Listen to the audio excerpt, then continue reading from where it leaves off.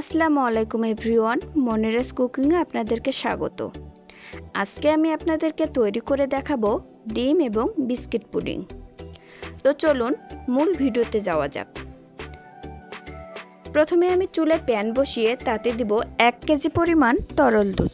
এখন ভালোভাবে নেড়ে চেড়ে এতে অ্যাড করব 2টো দারচিনি, একটি সাদা এলাচ, একটি তেজপাতা আর দিব 1/3 কাপ চিনি।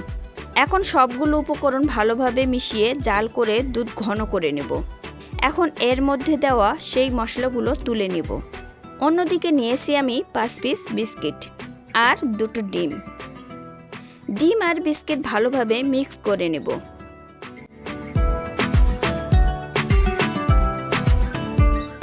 আমি এটি ব্লেন্ডারে মিক্স করে নেব। আপনারা চাইলে কাঁটা চামচ দিয়েও করতে পারেন। এখন একটি বাটিতে চালনি বসিয়ে সেঁকে নেব মিশ্রণগুলো। এখন ভালোভাবে মিক্স করে নেব। মিক্স করা হয়ে গেলে এতে দিব 1/2 চামচ ভ্যানিলা এসেন্স। এখন ভালোভাবে মিশিয়ে নেব। মিশা হয়ে গেলে রেখে দিব এক সাইডে। অন্যদিকে যে বাটিতে পুডিং তৈরি করব সেটি চুলায় বসিয়ে তাতে দিব 2 চামচ চিনি আর 1/2 চামচ পানি। এখন অল্প আঁচে জাল করে একটা ক্যারামেল তৈরি করে নেব।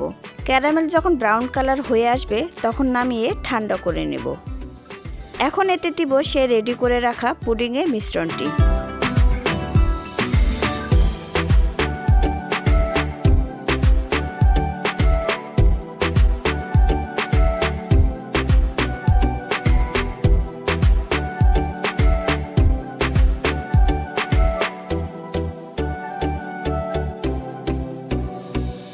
পুডিংটি প্রেসারে বেক করে নিব 10 মিনিট।